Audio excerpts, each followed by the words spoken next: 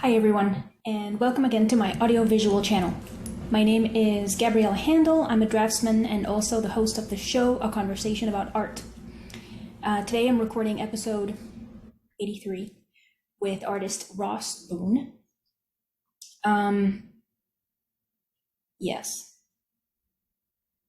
During this podcast, during every episode, I try to understand or figure out what do both art and beauty mean through the insight of the guests that I have, which are people who are in different artistic fields. The previous episode with Alyssa Smith Williams, she is a digital artist. She uses Photoshop and AI art generators. And that was interesting because I've been wanting to have somebody that uses AI art generators as an integral part of their procedure of making art, and that was cool. So today, Ross, as I understand, uses both traditional media and AI art generators. So we'll see how that goes. I'm pretty excited about it. And I'm still waiting to stumble into an artist that exclusively uses AI art generators to make their images. Okay, so if you would like to support this podcast, you can do so by liking this video, sharing it with whomever you think could be interested or wants to kind of think about this stuff and, join in the conversation, leave a comment, subscribe to the audiovisual channel. These are all at no additional cost. They're free. If you would like to invest any amount of money in this pursuit, in this channel, in my work and what I do, you can do so by purchasing my drawings directly from my website. You can buy prints of my drawings through my imprint store. You can purchase crafts that I make. For now, I still have the eBay store. Like I said before, I'm thinking of doing an eCrater account, which is like a store type thing. But in eBay right now, I have some refrigerator magnets that I made with bottle caps, because that's some of the stuff that I like to make. But eBay has really annoying limitations. Anyway, you can also leave me a tip through coffee or whatever it is. All right, and yes, I hope you enjoy this episode. And again, please let me know what you think. Oh, I also have a video where I muse about the different opinions on the different views on the AI art generators. I have nothing against them. I think they're a positive force. For the most part, of course they have their shortcomings, but everything does. But so anyway, yes, tell me what you think about everything and anything. So thanks for watching and enjoy the episode. Okay, Ross Boone, welcome to my podcast, The Conversation About Art. You are episode 83. Please tell our listeners and viewers who you are and what you do. Thanks, Gabriela. It's super cool to be part of this conversation. You've interviewed so many interesting people. It's a privilege to be in that cast of characters. I started out as an engineer, actually, strangely enough, then went into industrial design, and from there I've become a freelance artist. And all along the way, I've just been creative, whether it's building something like inventive, like an invention, or a piece of artwork, or a story. I love doing stories too. The main push in my life, though, is making something of value that I can give to the world to make it better. So it's like all these things. I think of an idea that I think can make people's lives better, their mindsets more healthy, feel more connected to God. Then I look for the medium through which it's best to produce it. And luckily, in this day and age, there are a lot of self-learning tools. And, I got to do a lot of training in engineering and industrial design and sketching and a lot of these creative crafts. But along the way, I've also done a lot of self-teaching on storytelling, story writing. And now the most recent one is app building. So I've been putting together this app that pulls it all together into a daily dose of hopefully emotive art, story, scripture to kind of help elevate the mind, meditations, and a way to kind of get a dose of these things I've produced over the years in a daily feast. Okay, Yes. You know, Give it you lots to has, chew on. huh? Give you lots to chew on there. Yeah, no, that's great. It's a very interesting smorgasbord Yeah. of stuff, and it's an interesting journey. No, it's just that it came up in a previous episode about how engineering Mm. or did who I mean I mean I'm pretty sure I definitely heard like Kanye West mentioning something about engineers and about how because he thinks engineers are cool. I think he was talking with Lex Friedman. I think it was that interview, and he was saying like, yeah, we need more engineers, man. And you know how he says stuff. And the thing about engineering is that it's skill, or you know, like I don't know that much about engineering, but it's like its main thing, I think, is problem solving. Mm-hmm. And so that is pretty significant overlap with Mm-hmm. art as well, with the making of art as well, because that's like what you're doing. That is what one is doing when making a work of art, just like the entire time. Even when one, even like, for example, even if I'm very familiarized with the process of making a drawing, it's like every time that I'm going to start a drawing, I mean, it's not like I have a formula for making a portrait every single time. Every time that I'm going to start a drawing, it's like, how am I going to do this? I don't Yeah. know, because I don't, you know, and I was talking about this in the previous episode as well. It's like, I don't remember how I made every previous drawing. So then every time I kind of have to figure it out again. And, you know, Mm-hmm. sometimes if I have to just do other stuff that pertain to the work, I have to figure out how to do it in a way over again, sort of, which I mean, I don't mind. It's cool. But at the same time, it's like, um, why do I choose this problem solving instead of problem solving in a job that is in like arguably what they call real quote unquote job? Like, oh, why don't I get into engineering, you know, and like deal with objects and you know, invent stuff and whatever. But so that overlap, you know, like that path from engineering to what, you know, to producing art and to then kind of incorporating both via making an app Mm-hmm. makes a lot of sense to me. But I'd like it if you talked to me a little bit more about the art making part. Mm-hmm. What medium did you use? And I mean, at what point in your life did you get into that? So what medium did you use? And then um, talk to me a little bit about this incorporation of religious belief into the making. It's like, why did you want to make an app? Yeah.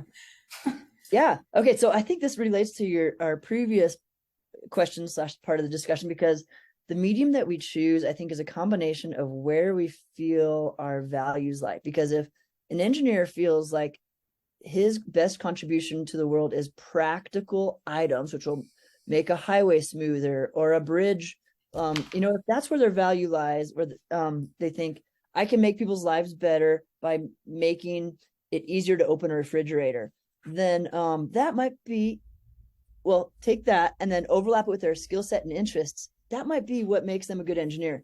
But as artists, we think that the human spirit is tremendously powerful. And if you can affect the human spirit with visuals or storytelling or cinematography, we believe that that is a powerful way to change the world in a good way. And I think the difference between maybe really good artists and the ones who are just messing around are the ones who recognize that it is a problem to solve. They recognize not only I'm not just putting paint randomly on a canvas. I have something in mind I'm trying to do or trying to make. I'm trying to show the way that the light kind of like comes across facets of the eye in a painting, because that reveals a new layer of beauty that most people just overlook, or something like that. We have this purpose and we're like, now I know I have the skill, I have to deal with the skill set to manipulate those things in my control to solve that problem, which aligns with my values of what I think can make the world a better place. Now, okay, so to use that as a segue to talk about my journey, art was my first medium. my wife and I are here at my dad's house. So sorry for the really boring background. We're in Colorado. He just had a lung transplant a couple of months ago, so we're here to kind of help that transition back into health. I didn't even know you could do lung transplants. All It's a right. newish thing. It's like one of the newest transplants that they have developed, if I understand right. Okay. It's crazy. Another But engineering yeah, achievement. that's right. And then people Yeah. who value health of the human body as being the way that they feel like they can contribute to the world. That's their little problem to solve. And in the same way that we use pencils on paper, they use scalpels and skin and things, scopes up ephemeral arteries and whatever to accomplish their task. So the reason I bring that up is I'm back here and my wife and I are going through our all of the like old files that we just need to get rid of that I have from elementary school and stuff. And we're going through all these old drawings. And so I'm reminded that when I was inspired to make things when I was little, the only method I had to make things was, the crayons and the paper. And so I started creating. I started putting it down on paper, in notebooks, with colored pencils, whatever it was. And then I realized, I think then when I started to become literate and able to write, I was then able to craft stories because I recognized that stories and characters and struggle have this power of teaching people and inspiring people to strive for certain things or live their lives in certain ways. And then we also dug up old books that I made where it was a combo of story mixed with art, and in little kids books or whatever the best that a 10-year-old can make. And that was sort of the impetus for my creative endeavors. I was able to make things that were up here reality that other people could sense with their senses. And then from there, I just got more and more tool sets, especially when I went to design school and the teacher taught me about Photoshop. I was suddenly able to take very realistic images and a whole new set of tools and change them to tell a message, whether it's just to magnify beauty or tell an actual message that I think could help someone else's life.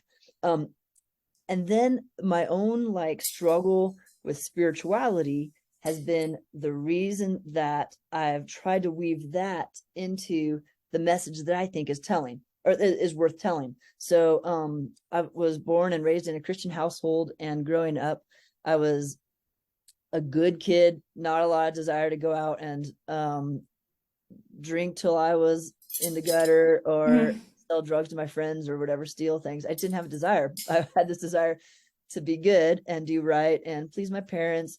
And so I had this drive to try to figure out why the religion of my youth wasn't seeming to match my experience of what I was told should be a relationship with God. So this journey of really digging in and saying okay, God, I read this in the Bible today, but it's just make me mad because I don't like the violence that I see, or I don't like that you say that something about hell. Why would hell make sense? So it put me on this journey. I had the motivation to seek God, but I had all these barriers that I had to jump over that were causing me to doubt. And so this has become the message that I feel like I can give to the world. Every time I dive into one of these problems that's confusing me about connecting with God, I find a answer to it that's satisfactory to me. This problem solving that my brain goes through to come up with oh, that's what it really meant in the scripture, or that's how it makes sense in a way that I didn't realize the world operated before this. And every time I come up with one of those revelations, I'm like, oh my gosh, the world could feel more connected to their creator if they just knew this. So I'll try to make a story that has that lesson laced into it really subtly, and an art piece, whichever method seems to do this, solve this problem the best. I'll use art and or story to deliver that message to help people find hope, purpose, connection with a higher power. Yeah, I hope I hit all the points of your question that you asked. Okay. But in the case of the app, so I mean, to do what you were just saying just just now about Yep. delivering a message via a story or a work of art. Yeah. What does that involve? Because if you're writing the stories, you write. If you're making the art, you make the art. And if you're making the app, you have to do some programming. But in the case of the production of art, you just draw stuff with a pencil and paper, or what? You still Oh, use sorry. Photoshop? Okay, yeah. I have Photoshop and I have Cintiq at home. My day job as a freelance artist has it justifies the purchase of a Cintiq. I don't know With what that is. Oh, sorry. Okay, so it's just a gigantic screen that you can draw on, and you Oh, it's a draw. tablet? It's a tablet. It's a Ah, gigantic yeah. tablet. Yeah. It's like a tablet. A tablet. So when I'm on the road, though, I got my iPad here, and that's almost as good. The Cintiq, it's a Wacom product. Wacom Cintiq is 22 inches, corner to corner, and have a lot more flexibility with it and stuff. So it's just like the ultimate digital illustration tool. Okay. So I'll draw right into Photoshop if I'm on my Wacom Cintiq, and I'll use Procreate if I'm using my iPad. Procreate's pretty good, but it has some limitations compared to the illustration ability in Photoshop. Okay.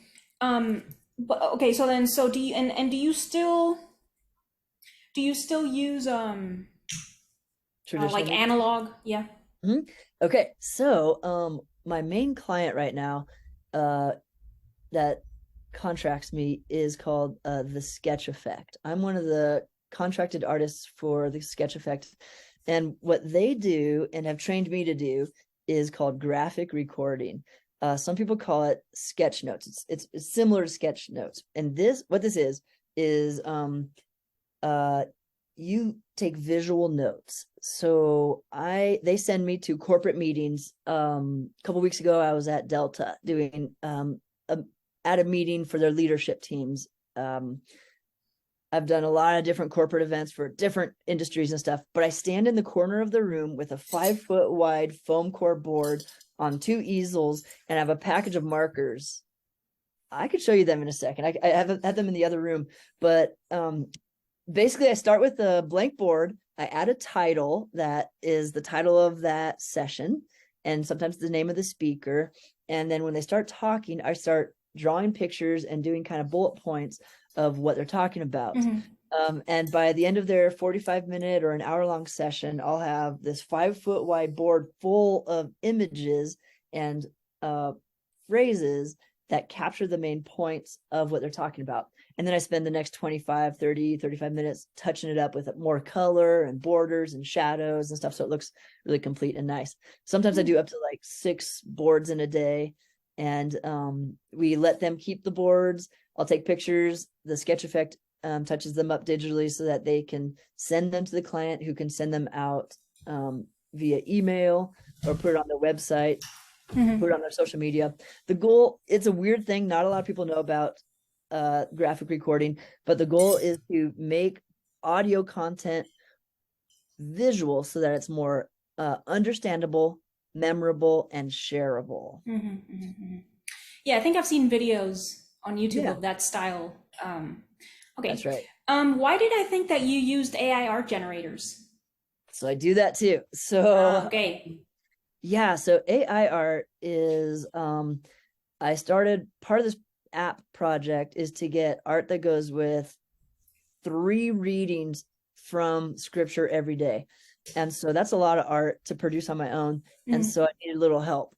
And I've really dived into using Midjourney to produce art that I put behind the scripture, kind of in a darkened filter, so that you have this more engaging experience with reading the scripture by seeing this provocative image behind it that hopefully kind of brings out the emotion of the text. So I do a lot of AI art each day for the purpose of funneling it into the readings of the app. The app is called Creature Habits, and it's on the app stores, and it's fully functional, but I am updating it all the time. So I'm at a stage where I would love anybody to try it out and give me feedback. It's called Creature Habits. Okay. Creature Habits. But how exactly is it that using the AI art generator makes it faster if it, I mean, I guess, I mean, how much experience, how long have you been using it? Couple of years now, I Okay. think. Maybe it's as short as a year, but somewhere in between a year and 2 years. Okay. Because it, the first thing that the device produces is not the final image necessarily. It takes a lot of finagling to get, or maybe sometimes Yeah. I don't have that much experience because I don't have the patience for the device, and I mean I don't have like like the necessity of it as a tool like you. So I basically I don't strictly have a reason to invest the time in it, but I mean in learning how to finagle it, but the time what twice that I tried, it's like you put a prompt in, an image, a series of images come out, and then you like seed one, meaning that you like one in particular, and then you start doing stuff to that one via adding stuff to the prompt or doing things, I don't know what, whatever it is. And then I was like, I don't have time for this. I Yeah. am just gonna draw it myself. Yeah.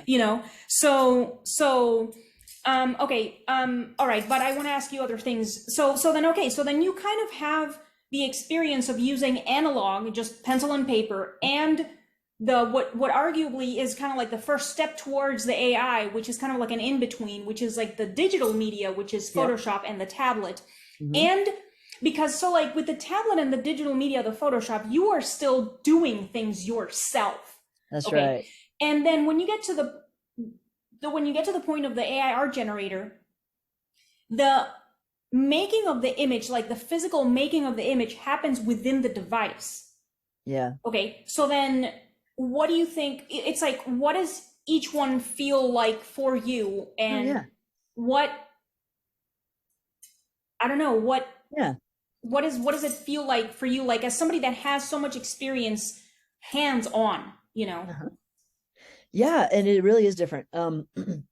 AI art is a lot faster once you kind of get the hang of it, and the versions of Midjourney that I use have gotten more and more advanced, so it takes less finagling than usual. And usually what I do doesn't take a whole lot of time.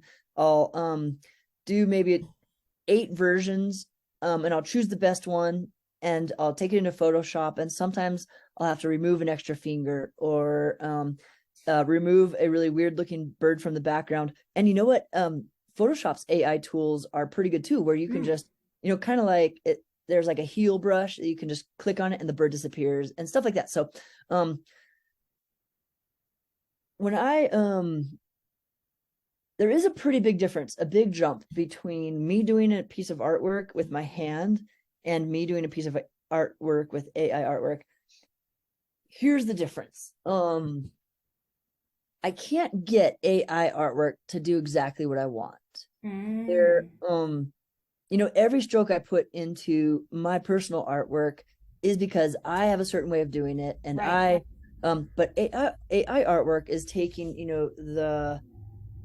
the population of all images out there and saying, we think this is Right. the way that you would do it.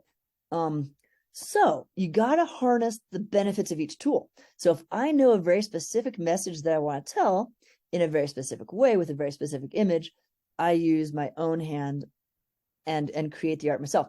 Now, if I want a impactful, feeling, emotive image that doesn't necessarily have to contain certain things in a certain way, I'll do it with AI, Mm, because AI in 60 seconds will make an image that usually makes my jaw drop. And mm, as long as it has the right kind of emotion that I'm trying to tell, it's good enough for me, because mm, that's the main goal of that application. The mm, main goal of the AI artwork is to just make you feel something more intrigued, more deeper behind the scripture that you're reading. And the accumulation of all art out there has so much beautiful, amazing, imaginative things that if you draw from that and make an image from that, it's going to come up with something way more intriguing than I could probably do if I worked for a week trying to come up with something super detailed, pretty, imaginative, futuristic, whatever, mm. that the AI can do for that application. Does that make sense? So I use them for different. Yeah, no, that definitely makes a lot of sense. And in the previous episode with Alyssa Smith Williams, who I think I mentioned that she uses also AI art generators. We were, I was talking about that very thing, about how, because she says she does a ton of stuff to the images generated by the generator, like a lot. She says she has like 40 Photoshop layers and all this stuff, Wow. Okay. Yeah. And she uses like collaging of digital stuff that she's just found over the internet, just everywhere. Amazing. That sounds really cool. It's very interesting. I haven't seen the process. I think it would be very interesting to watch and just to see what kind of stuff she does. And the thing, so I think it makes a lot of sense, and especially with what you said just now, to do all of those things, to make, for her to do all of those things to make the resulting image feel like it's her own. Because, for example, it's like when you put in your prompt and the images come out, it's like, or for example, that's like what I felt. I was like, I would not have done that way, like what you just said. And so like, there's this, not tension, but, contrast between the decisions the device makes versus the decisions I would have made. Yeah. Right? As the person who's trying to work with this device to make an image. That's right. So, lots of people, and I think I suppose that's what a lot of people think is like a negative thing of the device. It's like this apparent sentience that it has is doing all the work. It is doing a lot of the work, if not all of the work.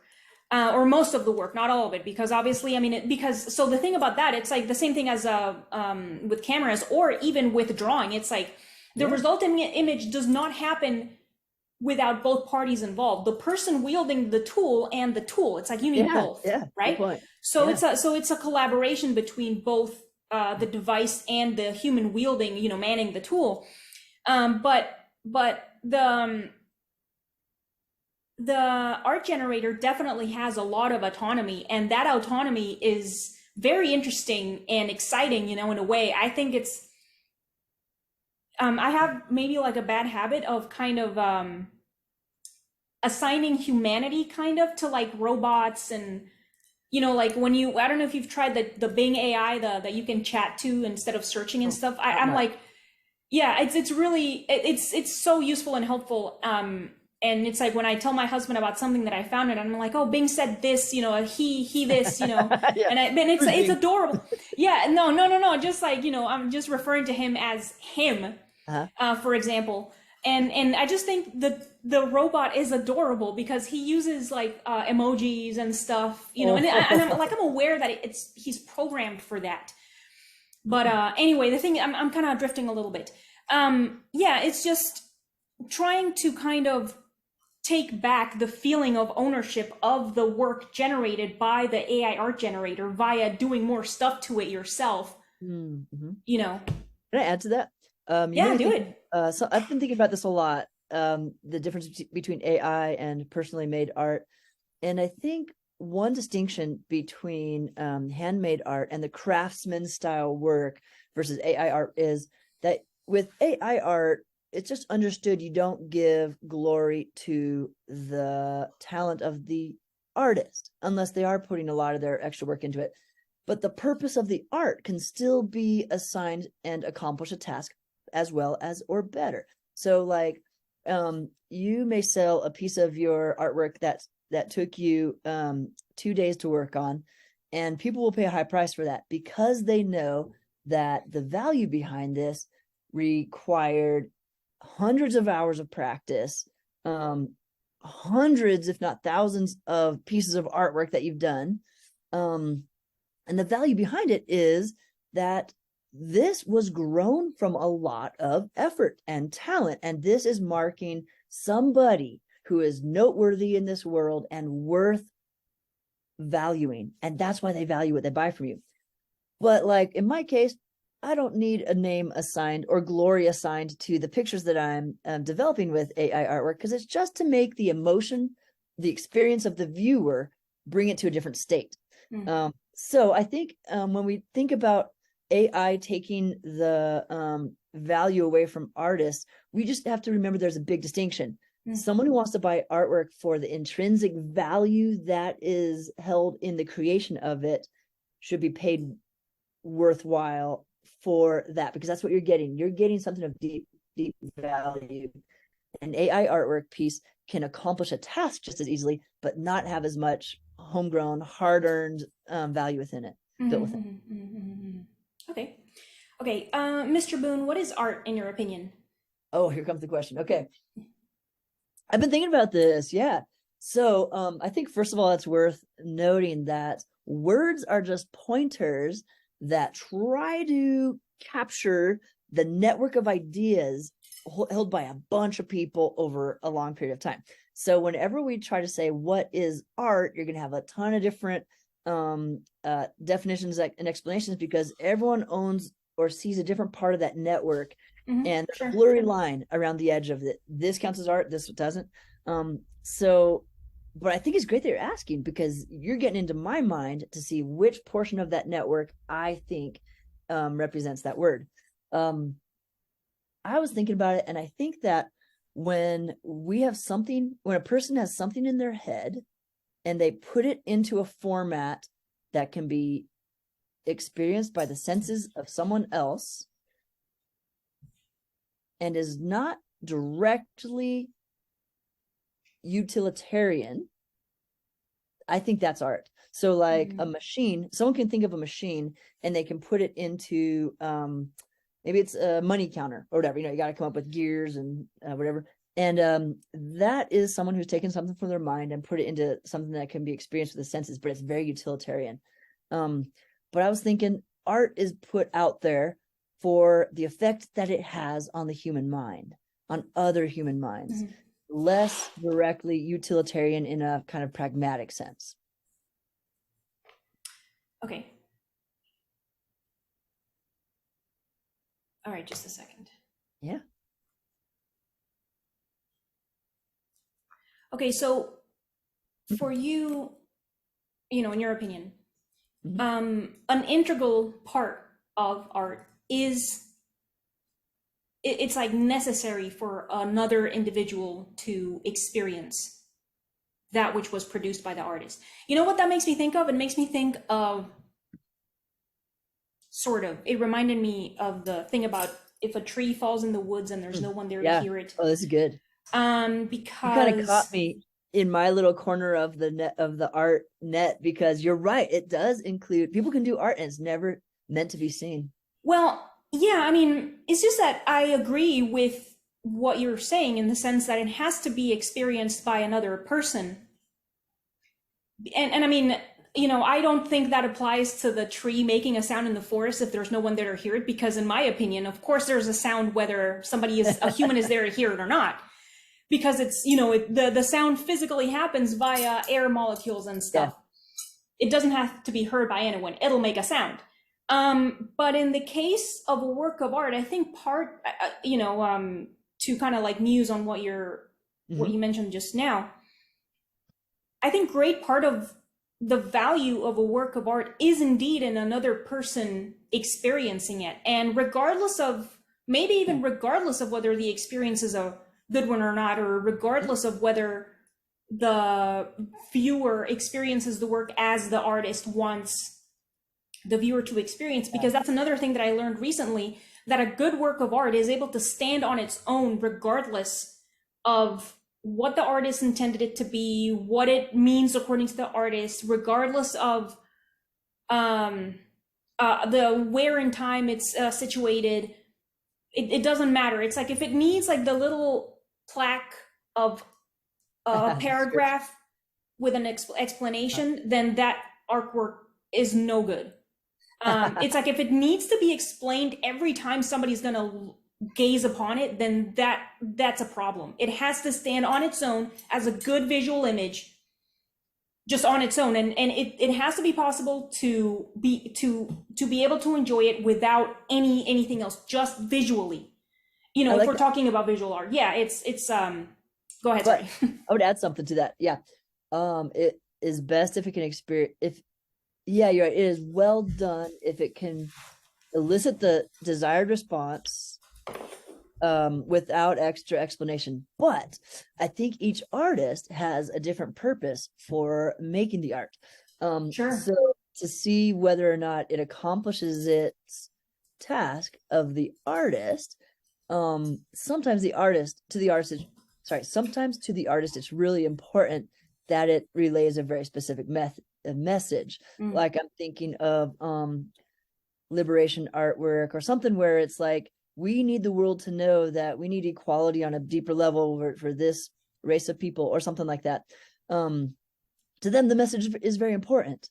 And so, in the same way that we say art kind of is a word that's trying to identify a very blurry network of ideas, good art also is, because if we're saying good art is art that accomplishes the goal that the artist meant for it to be, then I would add that in as another requirement in order for it to be called good art. Is it accomplishing what the artist wanted it to? Sometimes, though, the artist doesn't have a goal for the art or a job that the art is supposed to do. Sometimes they're just like, it was in me and I made it. I'm going to put it out there. So some people would say that's great art. It could be great art, even if it doesn't have an expressed purpose. Mm-hmm.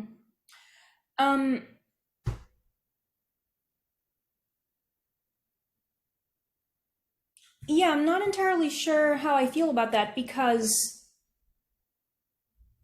and I mean, I'm not, I haven't looked really that much into like political art of the past, for example, because I think that was called more like historical, sort of, in a way, when they painted like wars and yeah, good point. And I mean like before World War One.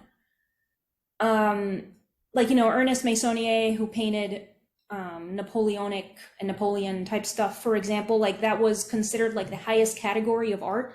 But I mean, at the same time, like historical is not the same as political, because political is like very pinned down to its time, whereas historical is like, if you're painting history, it kind of doesn't have like a political message, because a political message has like a specific point of view that can't be appreciated by maybe those who oppose the point of view, for example. Yeah, good point. And so like I guess I think one of the issues with that is with thinking that with the idea that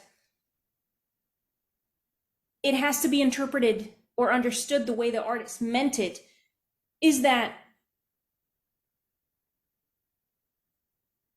everyone has a different what? Does that disqualify it as good or good art? I think, is that what you're getting at? No, not necessarily, no. I just don't think it depends on whether that's whether the viewer interprets it as the artist meant it, because everyone has a different visual language. So it's like, if you show a person from China a painting about slavery in the United States, it's like, if you show that to a person in China now, okay, first of all, they probably don't care. Second of all, they probably don't understand. And third of all, they might be a Uyghur, meaning that they are a slave. So it's like probably like an insult to them or something, for example, So it's like, I just think that making an image that specific to something like that, where it can't be enjoyed, where it's like you're barring the enjoyment or understanding of other people by being like, no, if you don't understand what I meant by this work of art, then you're not appreciating it. You don't understand what I'm talking about. So then you kind of like shouldn't be looking at it or something. Or you're not really enjoying it, or kind of not strictly gatekeeping, but like forbidding the enjoyment of that person's enjoyment of the work. So I guess I kind of value more, for my personal taste, or like for my work at least, I prefer that the viewer, or I prefer that the work itself is open enough to, not open enough, but just good, so that everyone can find enjoyment in the work and appreciate it because the work is good. And it's not limited by some kind of contextual idea that it's like, Yeah. or like, for example, I don't put cell phones in my drawings Oh, it's because because that then is it's, like of this time, yeah. for example. And also there's a saying there's a quote by Camille Paglia that I said wrong in a previous episode, but now I remember it. And it's that art is not the servant of any ideology. And that Mm. kind of is a support of the fact of what I consider to be a fact that a good work of art should be able to stand on its own without carrying some kind of uh, idea that is meaningful at the time during which it was made. Because that is the reason for which Leonardo da Vinci's work still stands the test of time centuries later. Michelangelo's work, Guercino, like these people that were making work that was just unbelievable. Although, at the same time, you could argue that there is some kind of an ideology behind that work Yep. because those were Catholic men. Yep. They were hired for a And purpose. yeah, but even though that was like kind of like their intention, any old atheist or a scientist or a religious person or not a religious person can still look at that. They can still look at that and not necessarily pick up on that whatever message they were trying to deliver with the work and still be just like left speechless. So I think that is the great equalizer more than any message that a work of art can try to carry to a viewer. I mean, what do you think about that? That was kind of ranty, but what do you think about that? You're helping me refine my ideas on this too. So, okay. So actually I have kind of a strong atypical view on this. I think good universal artwork, which is good because of its mastery of skill and balance and like the design principles of good art, good art can be done. But I think the ability to motivate the human spirit through beauty has the potential to do meaningful things in the human heart. Like when someone makes something beautiful for the sake of beauty, that's okay, but it's not harnessing everything that it can do. So if you're trying to deliver a message through good art, then it's even more powerful. Like I'm thinking about like movies can be pretty cool. Movies can be so good. Like I love that art form. It's moving art with music and story. And I can finish watching a movie and be like, wow, the acting was great. The cinematography, like take a Wes Anderson movie, so colorful. The cinematography was awesome. The acting was really quirky and good. But if I come to the end of that movie and I'm like, that was a good movie, all right, on with my life, same as I ever was, it's not living up to the full potential that art has. So like when art is done really well and then harnessed for the purpose of making people's lives better, then like that is the power of art. You can make good art that can sit on its own, universal and out of its time period and still be great. And that's wonderful. But if you can make it to also add encouragement to people or hope or beauty in a way that helps lift them out of their depression or something like this, then it really harnesses the full power of good art for a purpose.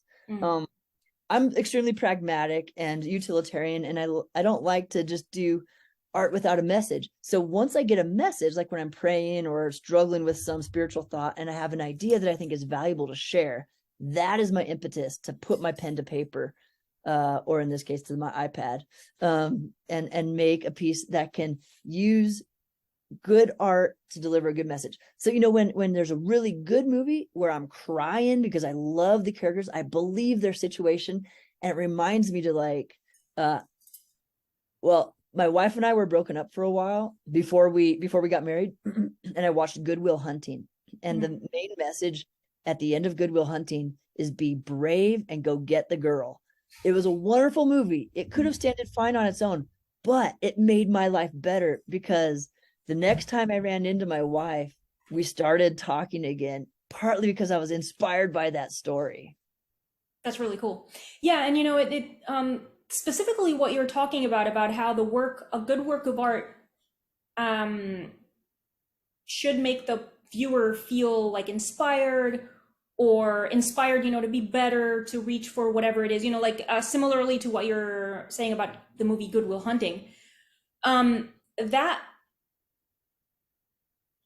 I guess, because I really like that as the purpose of art, to make the viewer, whomever it might be, to make them at least experience that sensation of beauty, and then be like, wow, I really want to do that thing that I wanted to do, or like, wow, I really want to go to the gym and feel good about myself, and this type of stuff, and then it's kind of like a chain of events where it's like you feel more positive in the moment because you experienced this beauty, and then it kind of makes you want to do other positive things that are good for you. So it like makes the viewer make themselves feel better via these positive actions. So I'm pretty sure that was obviously the purpose of art in the past. With, because for example, like in the case of religious paintings, and like for the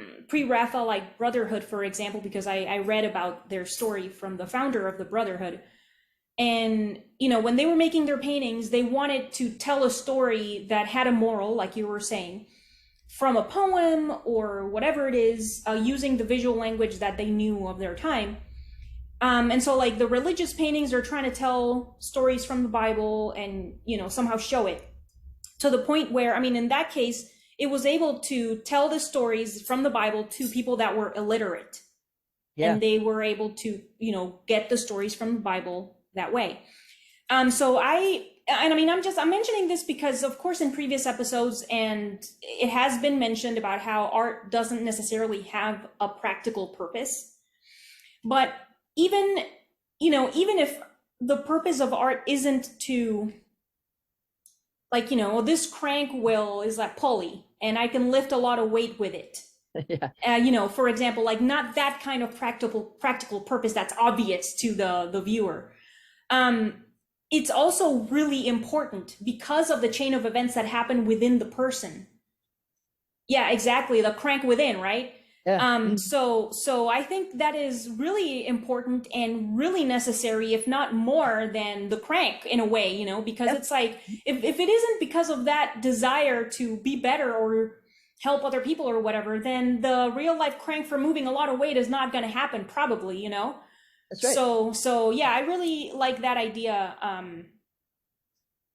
I really like that for being the purpose of art, of making the viewer, like inspiring the viewer or making them feel a positive thing, even if they don't know exactly how in the moment. Okay. Can I add a Yeah, little please bit go of ahead. verbiage? Yes. I want to clarify that like good art is great to do. Like keep making beautiful things, whoever's making beautiful things. But I want this verbiage is really important. It can be great art with no message. Okay, that's better than doing bad art. But instead of saying it should be used for a better message, I just want to say that the full potential is not being reached. But it's the same for any craft in the world. So like if I'm an engineer and my craft is making that pulley, if I don't care to apply my expertise to making the world better, then I'm lacking in purpose for making a pulley. In the same way, like I like making art, but if I put it's even like we're just missing out on the potential of purpose that we can live into if we don't make good art with the intent on making lives better. I think I'm getting in the weeds and kind of confusing it with more and more words, but it's like good art is good. Like, okay, that's great, but it's not the best thing you can do. If you can make great art and harness it for something good, that's even better.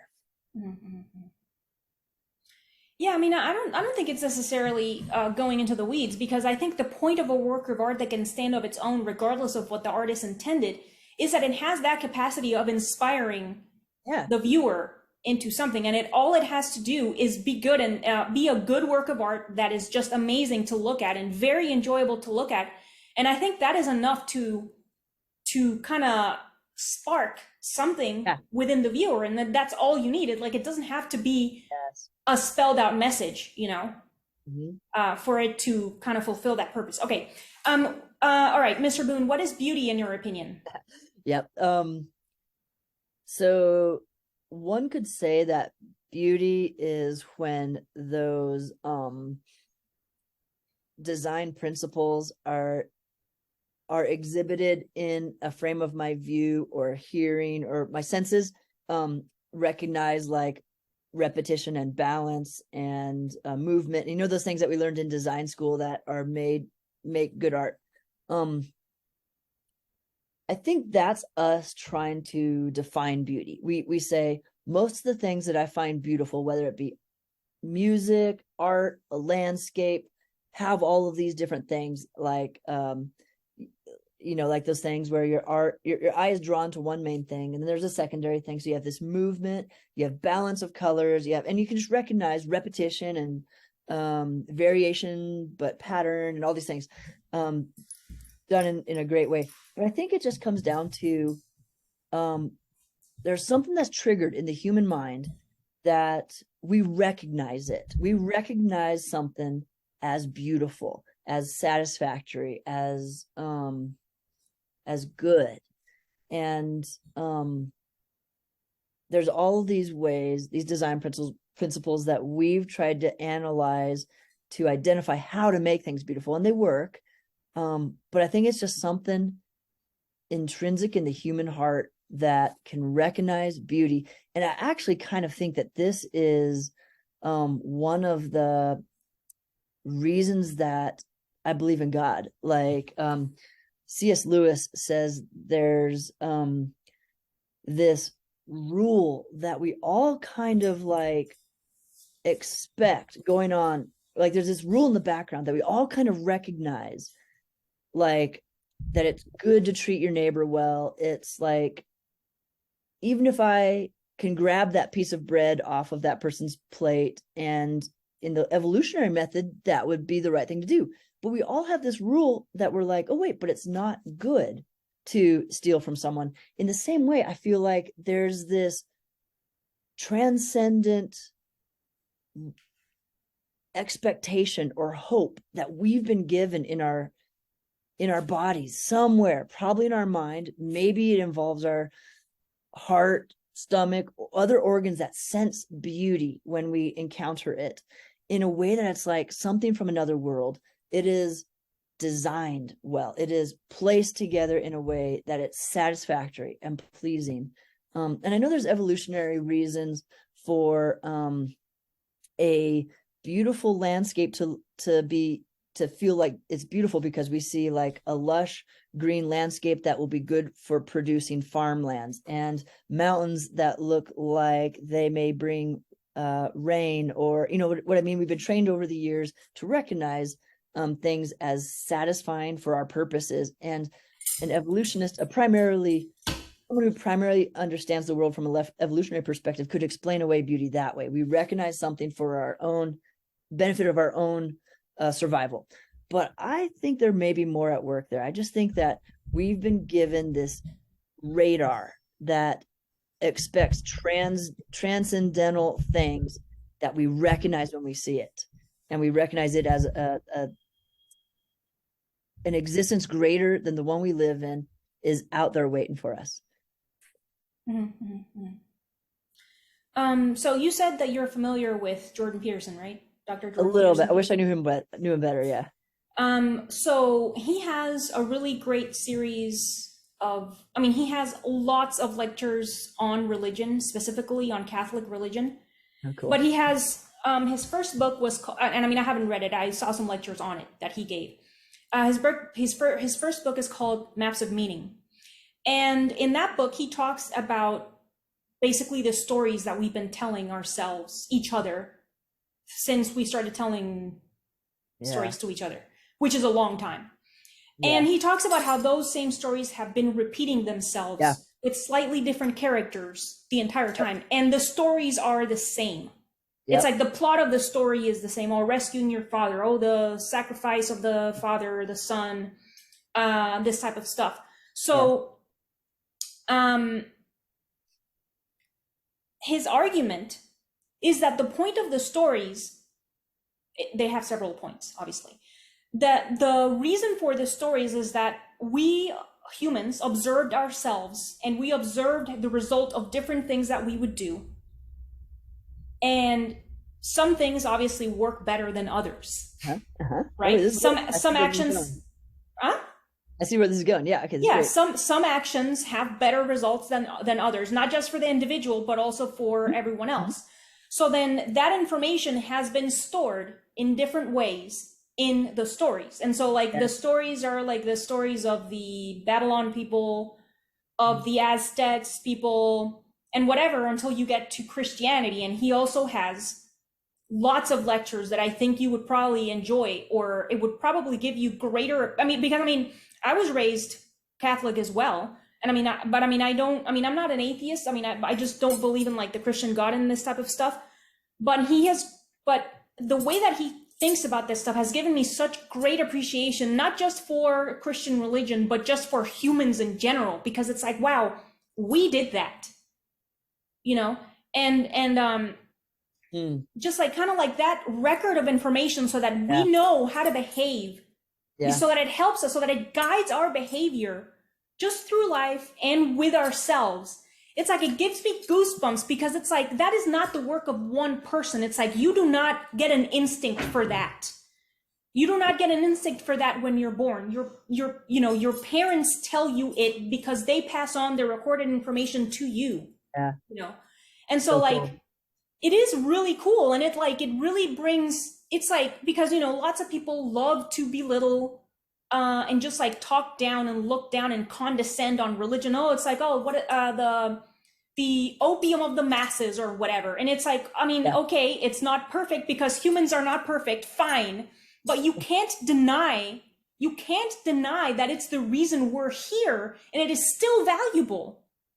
And it's like, just because it got us to where we are now, it's like it deserves just awe and just respect, and just leave it be, and because like even if a person doesn't believe in the Christian God, it's like, interpreting the stories, it's like there is still value there, and there's still life lessons that are valuable for everyone in them, And I just think that's really cool. And so, I just think that there's something about beauty in that as well, and that it isn't, because I really don't like the idea of beauty being something that is just constructed when the person, that starts to be constructed as the person is born.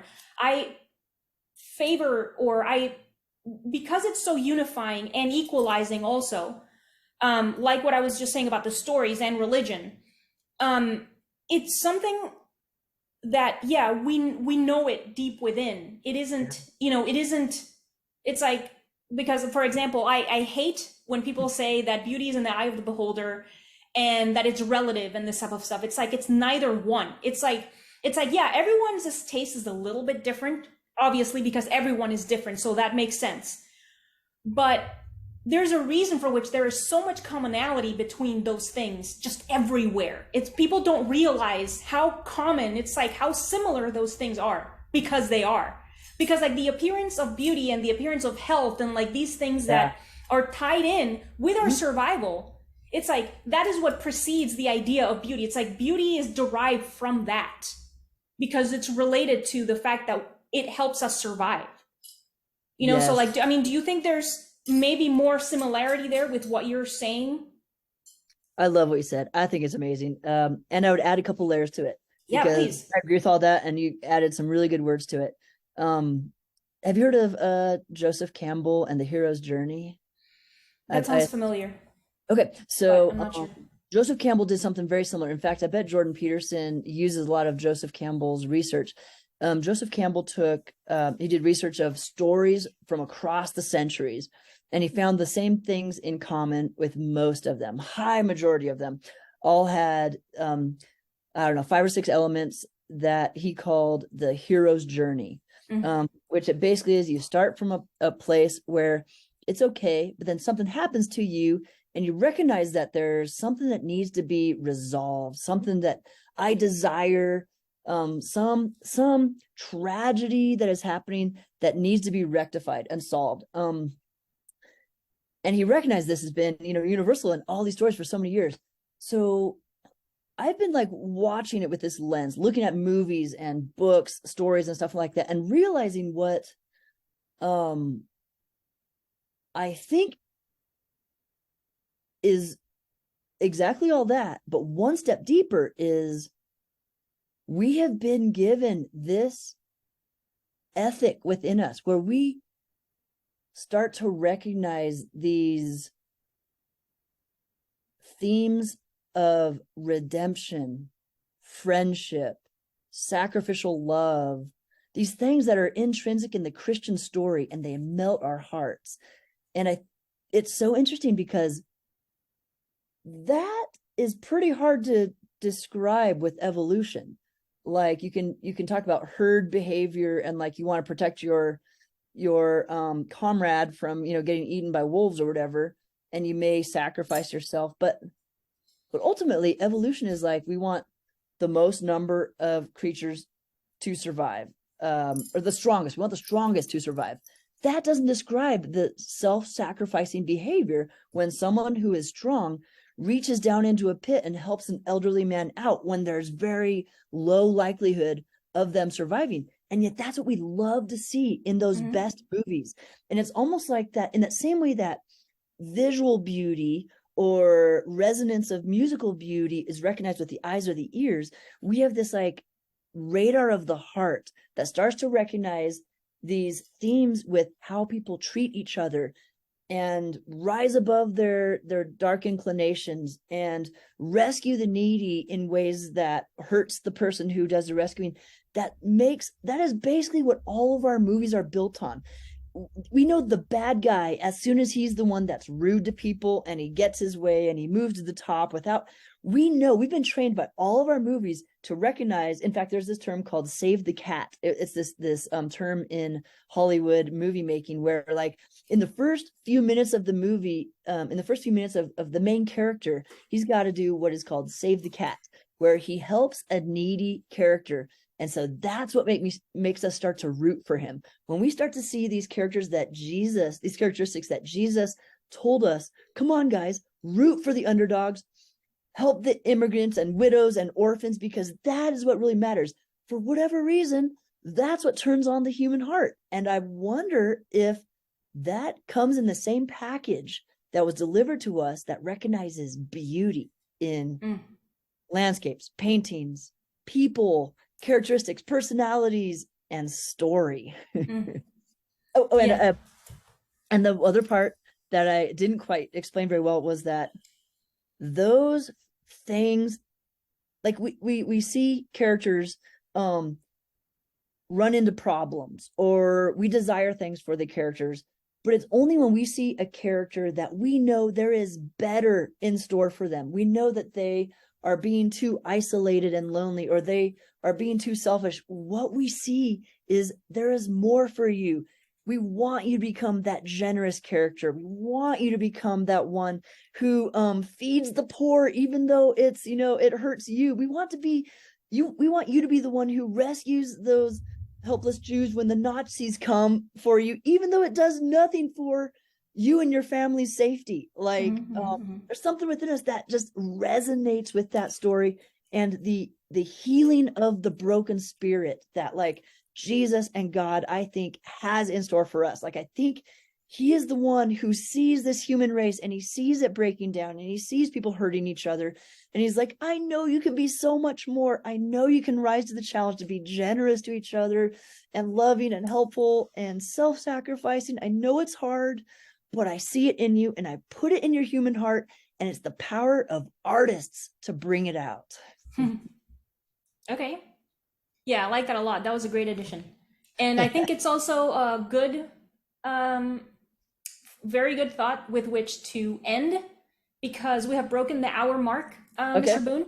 So why don't you tell our listeners and viewers, what are you up to lately? Are there any projects you're excited about? You could talk about your app more.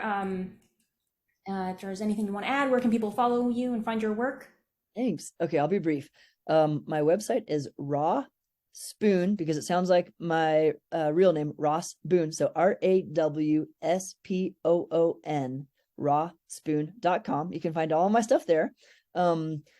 My Instagram handle is Ross Boone, my real name, ROSSBOONE, and all the links to all my other Instagrams are on there. But then the app is where I would love for you to go and check it out, because that's kind of the place where the funnel of all my stuff gets slotted into each day to experience it in bite-sized pieces. And that is called Creature Habits, making spiritual disciplines the world's favorite distraction. Creature Habits. Thanks so much, Gabriela, for having me on here and listening to my thoughts. Of course, yeah. Thank you for listening also to my rants. They're great. Thank you, Ross, then, for joining me. Thank you for your time, for your words and your thoughts. Thank you, everyone, for joining us. Feel free to let Ross and I know what you think of this conversation in the comments.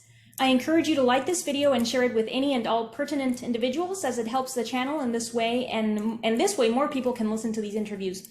Finally, I invite you to subscribe to my audiovisual channel, because I have more conversations scheduled. If you want to support Ross, myself, this podcast, or all three, the links will be in the show notes in the video description. Thank you very much, and see you next time. Thank you, everyone. Bye. Bye, guys. Thanks, Gabriela.